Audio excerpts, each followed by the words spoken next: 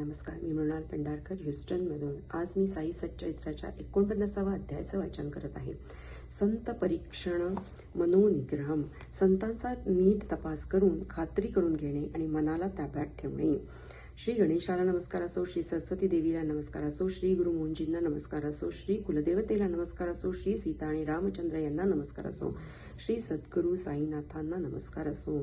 सर्व लहान मोठ्या गोष्टींसह यथास्थित सद्गुरूची स्तुती करता करता वेद पुराणे थकली. तेथे मूर्ख अडाणी अशा मला काही समजत नसल्याने मी गप्प राहणेच बरे. वास्तविक पाहता मौन धरणे हेच खरोखरीचे सद्गुरु स्तवन असते. परंतु साईंचे एक एक गुण मला बोलायला लावतात. साईंची अगाध लीला पाहून मला गप्प बसवत नाही. त्यामुळे जिभेला पक्वान्न गोड लागल्यावर मनाला श्रोते लोकांची आठवण झाली. त्यांनाही पंक्तीला घ्यावे म्हणजे आपल्या त्या गोड चवीचा आनंद दुप्पट होईल म्हणजे असे माझ्या जीवाला वाटले. म्हणून हे भोजन रंगात आले. पक्वान्न मोठे गोड असले तरी सज्जन मित्रमंडळी पंक्तीला बरोबर असल्याशिवाय एकट्याला ते पक्वान्न आवडत नसते आणि त्याची गोडी सुद्धा मग फिकी असते. साईंच्या सर्व इच्छा परिपूर्ण झालेल्या आहेत. साई सर्व संतांचे भूषण आहेत. साई आपल्या भक्तांची निवाऱ्याची जागा आहेत आणि साई संसाराचे सहन करण्यास कठीण फेरे ते चुकवतात. त्यांच्या लीलेचे शब्दांकन करता येत नाही. माझ्या वाणीला तिचे वर्णन करता येत नाही. ज्याची कल्पना करवत नाही त्याची कल्पनातीत कला मला कशी जाणता येईल. कल्याणाचा कल्याण जो हा साई, तो कृपा करून हा ग्रंथ पूर्ण करण्यासाठी आपल्या कथांची मला आठवण करून देतो. त्याच्या अगाध महिम्याचे वर्णन करण्याला कोण समर्थ आहे. परा जेथे परतून मागे फिरते तेथे पश्यंती आणि मध्यमा यांची काय कथा. या तिघी जेथे तोंड उघडत नाही तेथे वैखरी कोण हे मला पूर्णपणे ठाऊक आहे. तरी माझे मन स्वस्थ बसत नाही. सद्गुरूच्या चरणी तल्लीन झाल्याशिवाय खरे स्वरूप हाती येत नसते. संत स्वरूप ईश्वर स्वरूप आहे. त्यांचा कृपेचा वरदहस्त प्रार्थावा. गुरुचरणांची आवड उत्पन्न होणे हीच परमे आमची सर्व स्वप्राप्ती होय. संत सहवासाची गोडी, अनेक प्रकारचे प्रेम आम्हाला लाभो. ज्याला आपल्या देहाबद्दल पूर्ण अभिमान असतो त्याला भक्त हे विशेषण शोभत नाही. स्वतः जो पूर्णपणे निराभिमानी असतो त्याच्याच अंगी खरे भक्तपण असते.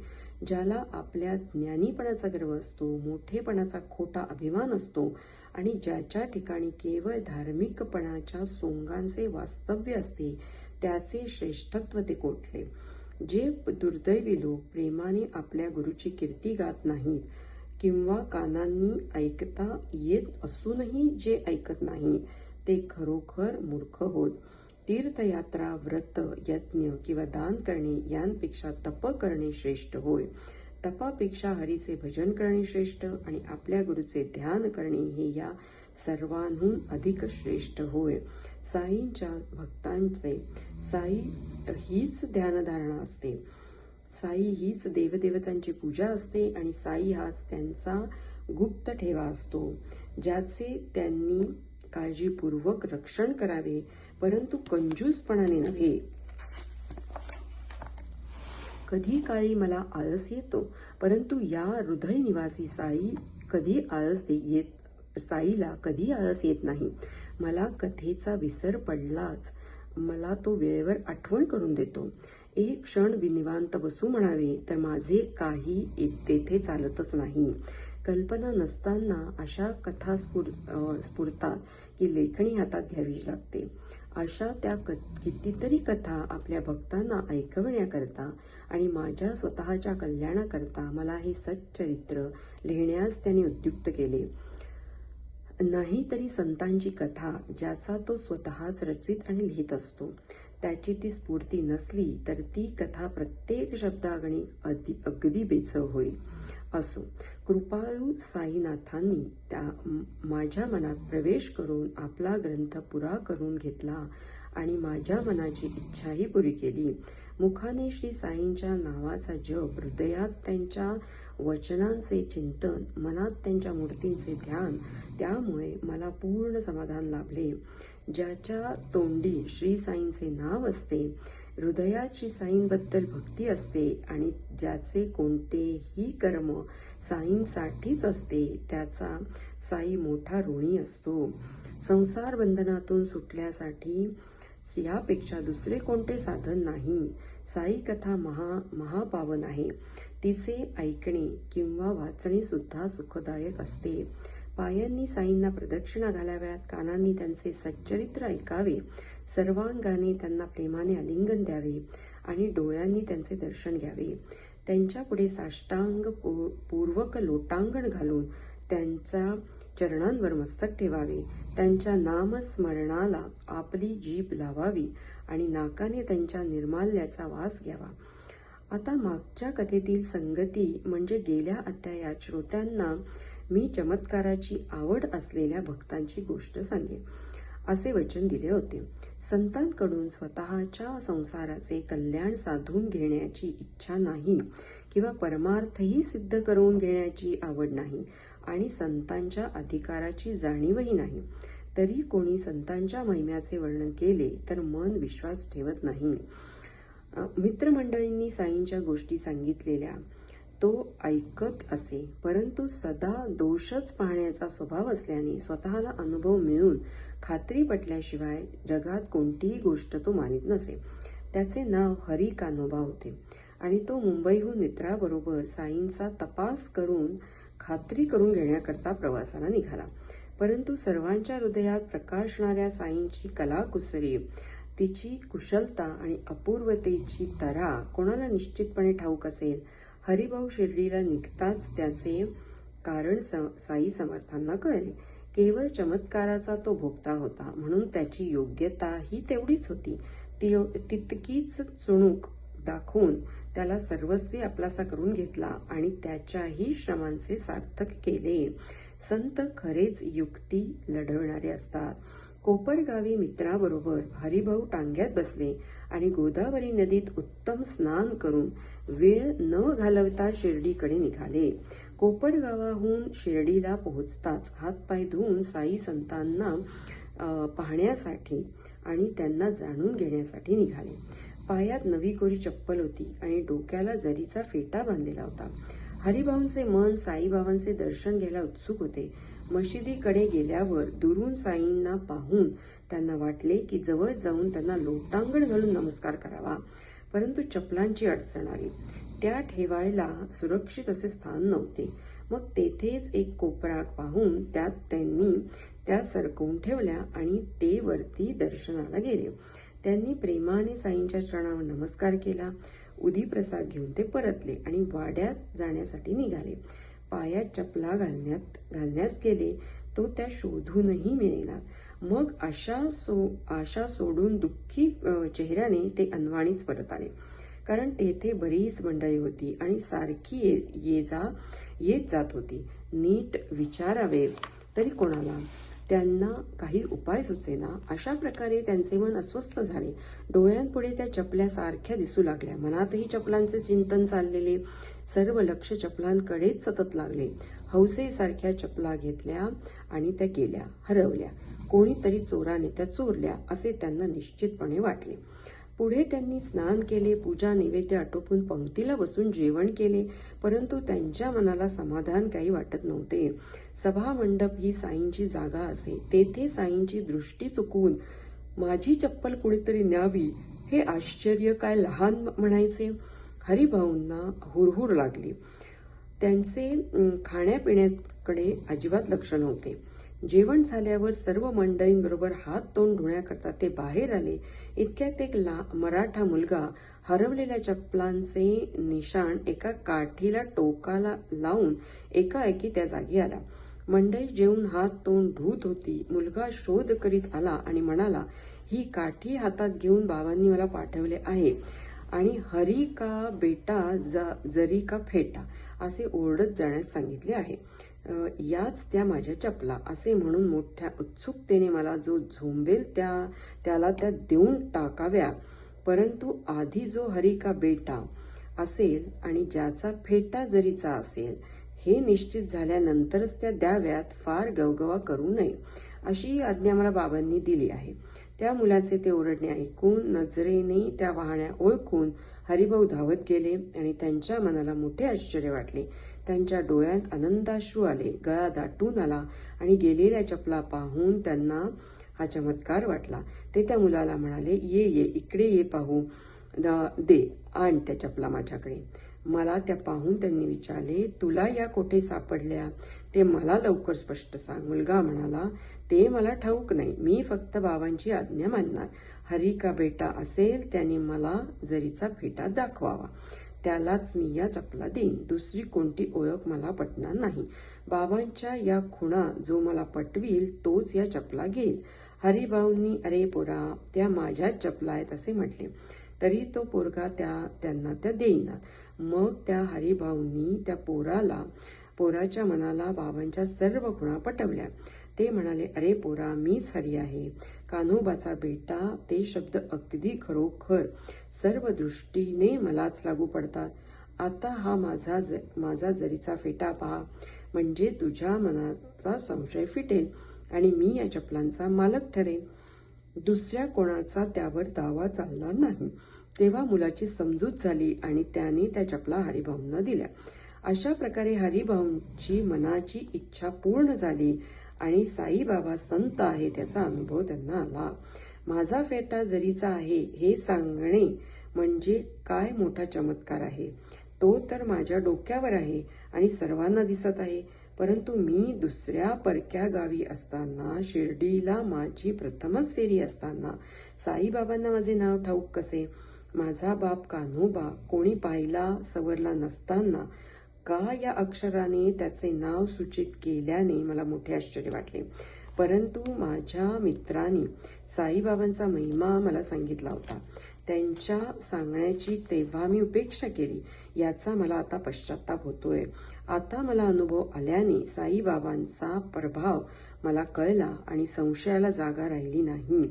साईबाबा हे महात्मा आहेत, ज्याच्या मनात जशी इच्छा श्रद्धा असेल तसाच त्याला अनुभव येतो. हरिभाऊंनाही त्यांच्या भावनेप्रमाणे अनुभव आला. संतांची परीक्षा घेण्याची अतिशय आवड असलेला त्यांचा स्वभाव होता आणि मनात परमार्थाची तीव्र इच्छा नव्हती. साई समर्थ महाप्रभावशाली सत्पुरुष असल्याचा अनुभव आप्तमित्र सांगत असत. ते आश्चर्य आपण स्वतः पाहावे हे शिर्डीला जाण्याचे त्यांचे कारण होते. संतांच्या चरणी जीव अर्पण करावा म्हणजे देवाचा ठिकाणा सापडेल असा मनात मुळी सुद्धा भेद नव्हता. सरड्याची उडी कुठवर असणार. संतांच्या दाराशी जाऊन चमत्कार पाहण्याचे ठरवले तर चपलांची नवी कोरी जोड घरपोच हाती आली नाही तरी क्षुल्लक चपला गेल्याचे काय मोठा तोटा. परंतु त्यासाठी मनाची व्यर्थ दमणूक झाली आणि ती त्या सापडल्याशिवाय राहत नव्हती. संत प्राप्तीचे 2 मार्ग असतात, एक भक्तीचा आणि दुसरा ज्ञानाचा. ज्ञानमार्गाचे कष्ट फार कठीण असतात तर भक्तीचे साधन सोपे असते. मग भक्ती इतकी सोपी सहज प्राप्त होण्यासारखी असताना सगळे लोक ती का करीत नाहीत? तर तिला सुद्धा महान भाग्य संपत्तीची जोड असावी लागते आणि मगच ती प्राप्त होऊ शकते.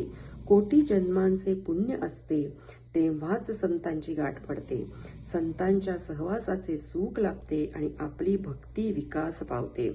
आम्हा सर्वांना संसार तेवढा ठाऊक आहे, त्यातच आमची आसक्ती असते. त्यांच्या उपाधींपासून सोडवणूक करून घेणे आम्हाला ठाऊक नसते. मनाची अशी जेथे वृत्ती आहे ती काय भक्ती म्हणायची? जशी जशी आमची भक्ती असते तशी तशीच आमची प्राप्ती असते असेच खात्रीने घडेल, यात तिळमात्र शंका नसावी. विषय भोग मिळविण्यासाठी आम्ही रात्रंदिवस साईंपाशी गोळा झालो तर आम्हाला देणगीही तशीच मिळेल.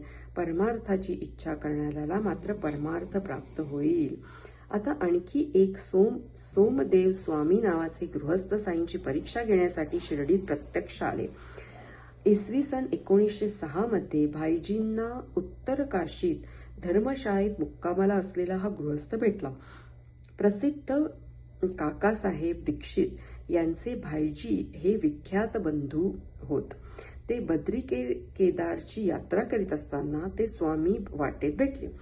बद्री केदार मागे टाकले आणि भाईजी मग खाली उतरले. मार्गात ठिकठिकाणी विश्रांती स्थाने लागली आणि तेथे प्रवासी बसलेले दिसले. त्यातील एक गृहस्थ, जे पुढे हरिद्वारचे स्वामी या नावाने प्रसिद्ध झाले, ते साईबाबांच्या प्रभावाखाली आले. त्यांची बोधदायक कथा बाबांचा स्वभाव स्पष्ट करेल, श्रोत्यांना संतोष वाटेल आणि सर्वांना आनंद देईल. भाईजी शौचाला जात असताना वाटेत हे स्वामीजी भेटले. सहज बोलता बोलता प्रेमाची अनुकूलता उत्पन्न झाली. गंगोत्रीच्या खालचा तो प्रदेश, तेथील उत्तर काशी या गावी स्वामी बुवा असताना डेहराडून येथून 70 कोस दूर हा सहवास घडला. लोटा घेऊन स्वामी बुवा शौचाला मोकळ्या जागेला निघाले आणि भाईजीही त्याच जागी त्याच कामाला निघाले. सुरुवातीला दोघांची नजरभेट, पुढे वाटेत प्रत्यक्ष भेट आणि नंतर एकमेकांच्या कुशल समाधान गोष्टी चालल्या. विचारपूस करीत असताना परस्परांचा स्नेह झाला आणि एकमेकांचा ते पत्ता ठिकाणा विचारू लागले. भाईजी म्हणाले, तुमचे हरिद्वार येथे राहणे आहे. आम्ही नागपूर येथे राहतो. कधी त्या बाजूला येणे झाले तर आम्हाला आपण दर्शन द्यावे. तिकडे यात्रा करीत आलात तर आमच्या घराला पावन करावे. आम्हाला आपले पुन्हा दर्शन द्यावे आणि आमची थोडीशी सेवा चाकरी ग्रहण करावी. आमची आठवण असू द्यावी. आमच्या घराला आपले पाय लागावे हीच आमची विनंती. त्यावर स्वामीजी म्हणाले, नारायण तुझी ही इच्छा पुरी करो. इसवी सन 1906 साली उत्तर काशीच्या खाली एकमेकात अशा प्रकारे हे बोलणे होऊन गेले. दोघांनीही एकमेकांचा पत्ता विचारून घेतला. मग शौचाची मोकळी जागा जवळ आलेली पाहून एकमेकांना सोडून ते निघून गेले. 5 वर्षाचा काळ गेल्यावर आणि साईंच्या समागमाची वेळ आल्यावर स्वामीजींना भाईजींच्या भेटीची मोठी तळमळ लागली. इसवी सन 1911 साली स्वामीजी नागपुरास आले. तेथे श्री साईनाथांच्या पवित्र गोष्टी ऐकून त्यांना आनंद झाला. भाईजींनी शिफारस पत्र देऊन शिर्डी क्षेत्री सुखाने पोहोचवण्याची सर्व व्यवस्था केल्यावर स्वामींनी नागपूर सोडले. मनमाड स्टेशनवर उतरल्यावर कोपरगावची गाडी तयार होतीच. पुढे कोपरगावला टांग्यात स्वार होऊन मोठ्या आनंदाने साईबाबांच्या दर्शनाला ते शिर्डीला निघाले. कोठेही जा, साधूंचे वागणे किंवा त्यांचे राहणे चालणे एकाच तऱ्हेचे असते, तर दुसऱ्याचे आणखी वेगळ्या तऱ्हेचे असते. सारखे कोठे कधीच नसते. एका संतांचे वागणे दुसऱ्याला मान्य नसते. म्हणून संतांच्या योग्यतेचा किंवा अयोग्यतेचा अंदाज करण्याचे हे साधन नव्हे. संतांच्या दर्शनाला जाण्याचा हा विचार कशाला व्हावा? ज्यांच्या वागण्याकडे लक्ष दिले तर आपले कल्याण गमावून बसावे लागेल. स्वामींच्या स्वभावाची घडणच अशी होती की त्यांच्या मनात नेहमी तर्कवितर्क उठत असत. लांबून शिर्डीतील मशिदीवर निशाणे दिसताच त्यांच्या मनात शंका उठल्या. त्यांच्या बरोबर असलेल्या लोकांनी मशिदीच्या कळसाचे निशाण दुरून नजरेच्या टप्प्यात येताच प्रेमाने त्याला नमस्कार केला. पुढे साईंचे दर्शन घडणार म्हणून मन उत्सुक झाले होते. तरी समोर निशाण दिसल्यावर त्यांची अपेक्षा त्यांना करवेना. निशाणाच्या दर्शनाने मनात प्रेम प्रकट होणे हा तर सर्व ठिकाणचा नेहमीचाच अनुभव आहे. हे तर भक्तीचे आणि प्रेमाचे लक्षण आहे. यात विलक्षण असे काहीच नाही. परंतु स्वामींच्या कुत्सित मनात दुरून त्या निशाणांना पाहून कल्पनांवर कल्पना उठल्या. किती विचित्र रचना त्यांच्या मनाची. निशाण लावण्याची मनात आवड हे काय साधुत्वाचे लक्षण म्हणायचे? निशाण देवळावर लावावे, आपल्या निवासस्थानावर लावणे म्हणजे साधुत्वाला कमीपणा आणणे होय. अशा प्रकारे साधू मान सन्मान मागत असेल तर ही त्याच्या केवळ लोकेशणा होय. अशाचे साधुत्व मनाला पटत नाही. हा त्याचा उणेपणा आहे. तात्पर्य सांगायचे म्हणजे अशी स्वामींच्या मनाची समजूत होती. तसाच साईबाबांच्या साधुत्वाबद्दल त्यांनी निर्णय घेतला आणि आपल्याला त्यांचा अनुग्रह नको असाही त्यांनी निश्चय केला. आपण उगीच इथपर्यंत आलो असे वाटून स्वामींच्या मनात मोठा अनादर उत्पन्न झाला आणि तात्काळ तेथून परत फिरण्याचा त्यांनी पक्का बेत केला.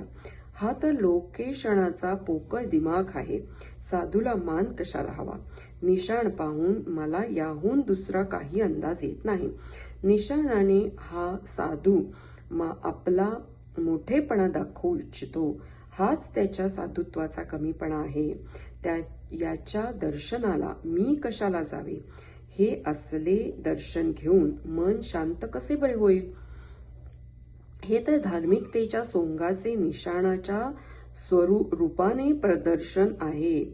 यामुळे मनाला समाधान मिळणार नाही. आपला आता आल्या वाटेने घरी परत जावे.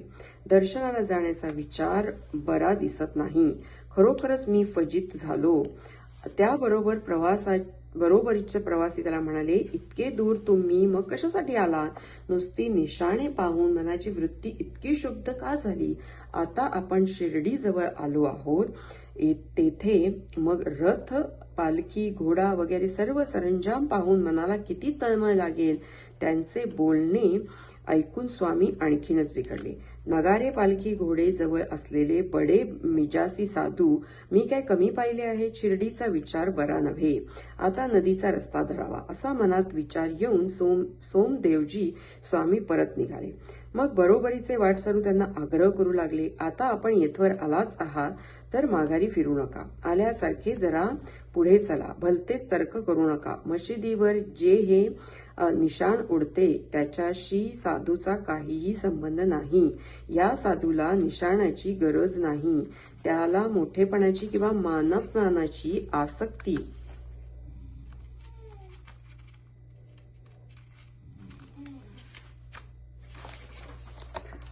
नाही. गावकऱ्यांना ती सजावट आवडते. त्यांच्या भक्तीचे हे प्रतीक आहे आणि तीच हे निशाणी लावण्याला कारण आहे. तुम्ही निशाणाकडे पाहू नका. जाऊन नुसते दर्शन घ्या. तेथे एक क्षणही राहू नका. लगेच परत निघून या. इतक्यात शिर्डी जवळ आली. तो सरळ उपदेश ऐकून स्वामीजींना वाटले की मनाची मळमळ काढून टाकावी, म्हणजे पुन्हा हळहळ नको वाटायला. श्री साई समर्थांच्या दर्शनाने स्वामी विरघळून गेले. डोळ्यात प्रेम भरून आले आणि कंठ सद्गदित होऊन दाटला. त्यांचे मन सुप्रसन्न झाले. डोळ्यात उल्हासाने सुख संपन्न झाले आणि बाबांच्या चरणधुळीत स्नान कधी करीन असे त्यांना वाटले. ते सुंदर रूप पाहून स्वामींचे मन आणि दृष्टी एकाग्र झाली आणि ते बाबांकडे टकमक टकमक पाहतच राहिले. प्रेमाच्या अतिरेकाने ते अडकले गेले. मनाचे कुतर्क जिरले. चित्त दर्शनाच्या आनंदात विरले. बाबांचे सगुण रूप डोळ्यात मुरले आणि बुवा तल्लीन झाले. थोर महात्म्याला डोळ्यांनी पाहून सोमदेव स्वामींना मोठा आनंद झाला. त्यांचा आत्मा शांत झाला आणि त्यांना वाटले आता इथेच राहावे. नुसत्या दर्शनानेच संशय मावळला. बुद्धी आपल्या जागीच गप्प बसली. वेगळेपण सगळे विरघळले आणि आत बाहेर ऐक्य झाले. शब्द न फुटल्याने मौन पडले. डोळ्यांची उघडझाप थांबली. हृदय आत बाहेर चैतन्याने घेरले आणि मन तल्लीन झाल्याने समाधान पावले. आधी निशाणे पाहून मागे फिरले होते, मग प्रेमाच्या आवेशाने अश्रूंनी डबडबले. सात्विक अष्टभावांनी उभडले आणि बाबांच्या प्रेमाने वेढले. जेथे मन पूर्ण रंगले तेच आपले खरे स्थान होय. हे आपल्या गुरुचे शब्द बुवांना आठवले आणि बाबांविषयी त्यांना प्रेम दाटून आले. बुवा हळूहळू पुढे येऊ लागले. तो साई महाराज रागाला चढू लागले आणि शिव्यांची लाखोली वाहू लागले. तो बुवांची प्रीतीही दुप्पट वाढू लागली. समर्थ साईंची करणी किती अचाट आहे. त्यांनी नरसिंहाचा थाट अगदी हुबेहूब आणला. ते म्हणाले, आमचे थोतांड आमच्या पाशी राहू दे. जा, आपल्या घरी परत जा. माझ्या मशिदीकडे पुन्हा येशील तर खबरदार. जो मशिदीला निशाणे लावतो त्याचे दर्शन कशाला हवे? हे काय संतांचे लक्षण झाले? येथे एक क्षणभरही घालवू नकोस. पुढे भीतीयुक्त अंतःकरणाने स्वामी सभामंडपात शिरले, पण दुरून साईंची मूर्ती पाहून त्यांना स्वस्थ राहावेना. आपल्याच विचारांत पडसात शब्दशाखांनी पडताच बुवा जागच्या जागी लाजले आणि म्हणाले, महाराज, अंतर्ज्ञानी आहेत. आपण किती मूर्ख आणि महाराज किती विद्वान. माझ्या कल्पना किती वाईट आणि हे मन किती शुद्ध. साई महाराज कोणाला आलिंगन देतात, कोणाला हात लावतात, कोणाला धीर देतात, तर कोणाकडे कृपा दृष्टीने पाहतात, कोणाला हसऱ्या चेहऱ्याने पाहतात, कोणाच्या दुःखाचे सांत्वन करतात, कोणाला उदी प्रसाद देतात आणि सगळ्यांना संतुष्ट करतात. असे असता माझ्यावरचा हा क्रोध माझ्या पूर्वीच्या वागण्याला अनुसरून असेल असे मला वाटले. हा क्रोध नव्हे, हा मला उपदेश होता. तो सुखदायकच होईल. असो, पुढे तसेच झाले. स्वामी बाबांपाशी जे रमले ते साई कृपेने निर्मळ झाले आणि साई चरणी कायमचे स्थिर झाले. साईंच्या भक्तांच्या प्रभावाची शक्ती दुर्वासना मत्सर जिरवून टाकतो, शांती श्री धैर्य उपजवतो आणि भक्तांना कृतकार्य करतो. गंधर्व यक्ष सुरासुर यांनी ही सजीव निर्जीव सृष्टी भरलेली आहे. त्या अखिल विश्वात हा विश्वंभर जरी निरंतर भरलेला आहे तरी त्याने आकार घेतला नसता तर सदा निराकार राहिला असता, तर आम्हा साकार मानवांवर किंचितही उपकार झाला नसता. सारांश म्हणजे लीलेने शरीर धारण करून साईंनी लोकसंग्रह किंवा दुष्ट दुर्जन लोकांच्या मतांचा विरोध केला नसता तर भक्तांवर त्यांचा अनुग्रह कसा झाला असता. आता अध्याय संपायला आला आहे. तोच मला एक वृत्तांत आठवला. साईंच्या उपदेशाचा तो एक नमुना आहे. विश्वास ठेवील त्याला तो हितकारक होईल. वृत्तांत अगदी लहान आहे, लक्षात ठेवील त्याचे कल्याणच होईल. म्हणून श्रोत्यांना मी विनंती करतो की एक क्षण माझ्याकडे मन लावा. एकदा भक्त म्हाळसापती आणि नानासाहेब चांदोरकर मशिदीत बसले असताना एक अपूर्व घटना घडली. ती ऐका. कोणी एक वैजापूरचे राहणारे श्रीमंत गृहस्थ सह कुटुंब साई समर्थांच्या दर्शनाच्या उत्सुकतेने येऊन पोहोचले. त्यातील स्त्रियांचा गोषा पाहून नानासाहेबांच्या मनात संकोच वाटला आणि दर्शनाला आलेल्या मंडळींच्या समाधानासाठी आता बाजूला उठून जागा करून द्यावी असा विचार आला. म्हणून नानासाहेब जो उठू लागले तो बाबांनी त्याला थांबवले आणि म्हणाले, येणारे येतील वरती, तुम्ही स्वस्थ चित्ताने बसावे. इतक्यात कुणी त्या गृहस्थांना सुचवले की तेही दर्शनाला आलेले आहेत, तुम्ही यावे. काही हरकत नाही म्हणून ती सर्व मंडळी वर आली आणि त्यांनी बाबांना नमस्कार केला. त्यांच्यामधील एका स्त्रीने बाबांना नमस्कार करताना आपला बुरखा बाजूला सारला. तेव्हा तिला सौंदर्याने अत्यंत शोभिवंत पाहून नानासाहेब मनात मोहित झाले. लोकांसमोर पाहण्याची चोरी, पण पाहिल्याशिवाय राहावे ना, कसे वागावे ते कळत नव्हते आणि मोहाचा वेग आवरत नव्हता. मनात बाबांचा मोठा संकोच होता म्हणून तोंड वर करवत नव्हते. नानांची नजर अडखळत जाऊ लागली आणि ते अडचणीत सापडले. ही तर नानांची मनातील अवस्था होती, परंतु सर्वांच्या हृदयात वास करणारे बाबा ते जाणत होते. इतरांना त्यांचा काय अनुभव ते तर शब्दांचा अर्थ लावण्याच्या खटपटीत असतात. नानांची अशी ही गांगरून गेलेली वृत्ती जाणून त्यांना परत आपल्या स्थितीत आणण्यासाठी बाबांनी जो उपदेश केला तो ऐका. नाना, मनात कशासाठी गोंधळून जातोस? ज्याचा जो गुणधर्म तो शांतपणे आचरण्यात कोणी आड येऊ नये. त्यात काही नुकसान नसते. ब्रह्मदेव सृष्टीची रचना करतो, आपण त्याचे कौतुक केले नाही तर त्याचे कौशल्य निरर्थक होईल. बनता बनता बनेल. पुढचे दार उघडे असताना मागच्या दारी कशाला जावे? जिकडे मन शुद्ध असते तिकडे कसलीच अडचण नसते. ज्याच्या मनात वाईट विचार नाही त्याला कोणाची काय चोरी? दृष्टी दृष्टीचे काम करते, तेथे मग संकोच कशाला करायचा? माधवराव जवळच माधवराव होते. त्यांचा चिकित्सक स्वभाव होता. त्यांनी आपली जिज्ञासा पूर्ण करण्यासाठी बाबांच्या त्या बोलण्याचा अर्थ नानांना विचारला. त्यावर नाना म्हणाले, थांबा रे आता. वाड्यात परत जाताना वाटेत बाबांचे मनोगत मी सांगेन. मग क्षणाचा क्षेमकुशल संपल्यावर साईबाबा समर्थांना नमस्कार करून नाना आपल्या मुक्कामाला निघाल्यावर माधवराव त्यांच्याबरोबर निघाले. त्यांनी लगेच नानांना विचारले, नाना, बनता बनता बनेल वगैरे बाबांच्या बोलण्याचा अर्थ स्पष्ट करून सांगाल का? अर्थ सांगायला नानांचा जीव होत नव्हता आणि त्यांनी उडवाउडवी चालवली. त्यामुळे माधवरावांचा संशय अधिकच वाढला आणि त्यांचे मन गप्प बसेना. मग नानांनी माधवरावांच्या आग्रहास्तव हृदय उघडे करून तिकडे मशिदीत घडले ते सविस्तर कथन करून त्यांच्या शंकेचे निरसन केले. खरोखरच बाबा किती दक्ष आहेत. कोणाचे लक्ष कोठेही जाओ, बाबा स्वतः अंतःकरण म्हणजे मनातले जाणणारे आहे. त्यांना सर्व स्पष्ट डोळ्यांसमोर असते. अशी संक्षिप्त आश्चर्यकारक गोष्ट ऐकून श्रोत्यांना नवल वाटेल. त्यातील गर्भितार्थ पाहू गेले तर अत्यंत मोलाचे स्थैर्य आणि शांतता लाभेल. मन जातीचेच चंचल असते, त्याला स्वेच्छाचारी होऊ देऊ नये. इंद्रिये भडकली तरी शरीर अधीर होऊ देऊ नये. इंद्रियांचा भरवसा नसतो. विषयभोगांची लालसा धरू नये. हळूहळू अभ्यास केला म्हणजे मनाची अस्वस्थता शांत होईल. इंद्रियांचे गुलाम होऊ नये. ती सर्वदा दबून राहत नसतात. योग्य संधी पाहून योजनापूर्वक त्यांचे नियमन करावे. रूप हा तर सृष्टीचा विषयच आहे. कोणतेही सौंदर्य न घाबरता पहावे. तेथे लाजेचे कारण कशासाठी? वाईट विचारांना थारा देऊ नये. मन वासना रहित करून ईश्वराच्या कृतीचे निरीक्षण करावे.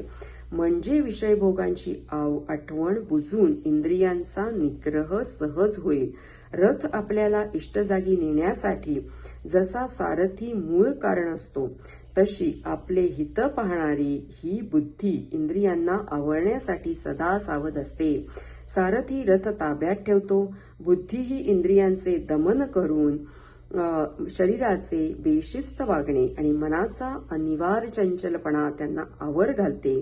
शरीर, इंद्रिये आणि मन यांच्यासह जो जीव त्यांचे विषयांचे भोगणे संपले की त्याला वैष्णव पद प्राप्त होते. असे हे बुद्धीचे सामर्थ्य आहे. इंद्रियांच्या समूहापैकी डोळे वगैरे जी इंद्रिये ती वेगवेगळ्या घोड्यांच्या ठिकाणी जाणवतात आणि रूप, रस वगैरे जे जे विषय असतात ते नरकात नेणारे मार्ग जाणावेत. विषयभोगांची यत्किंचितही हाव पारमार्थिक सुखाचा नाश करीत असते. म्हणून तिचा संपूर्णपणे त्याग कराल तरच तुम्हाला मोक्षाची प्राप्ती होईल. बाहेरची इंद्रिये निवृत्त असली पण अंतःकरण जर आसक्त असेल तर जन्म मरणांचा अंत होणार नाही. विषय अत्यंत अनर्थकारक असतात. विवेकी शहाणा सारथी लाभला तर तो विवेकाने विचारपूर्वक लगाम हाती ठेवतो आणि मग इंद्रियरूपी घोडे स्वप्नात देखील जरा सुद्धा भलत्याच वाटेला जात नाही. असा मनाला समाधान देणारा निग्रही, दक्ष, कुशल आणि चतुर सारथी भाग्यवशात लाभल्यावर विष्णुपद मग दूर कोठे राहील. विज्ञान सारथीर्यस्तु मन प्रगहवान नरहा सोध्वन पारमाप्नोति तद्विष्णोः परमपदम. ज्या मनुष्याची विवेकशील बुद्धी सारथी असेल आणि मनरूपी लगामाला ताब्यात ठेवणारी असेल तो संसार मार्ग पार करून श्री विष्णूचे सुप्रसिद्ध श्रेष्ठ पद प्राप्त करतो. तेच पद म्हणजे सर्वव्यापी परब्रह्म परमेश्वर होय. त्याचेच दुसरे नाव वासुदेव आहे आणि तेच सर्वोत्कृष्ट अखेरचे अत्यंत श्रेष्ठ मोक्षाचे स्थान होय. हा अध्याय पुरा झाला. पुढील दुसरा अध्याय याहीपेक्षा गोड असेल आणि सद्भक्तांचे मनोरंजन करील. क्रमाने येईल तसा तो ऐका. शेवटी जगाचा चालक आणि बुद्धीचा प्रेरक असा जो सद्गुरू त्याच्या चरणी आभारपूर्वक हा हेमाडपंत आपले मस्तक अर्पण करीत आहे. सर्वांचे कल्याण असो अशा प्रकारे संत आणि सज्जन यांनी प्रेरणा केलेल्या भक्त हेमाडपंत यांनी रचलेल्या श्री साई समर्थ यांच्या सत्यचरित्राचा संत परीक्षण मनोनिग्रहम नावाचा 49वा अध्याय समाप्त. श्री सद्गुरू साईनाथांना अर्पण असो. सर्वत्र मंगल असो. ओम साईराम.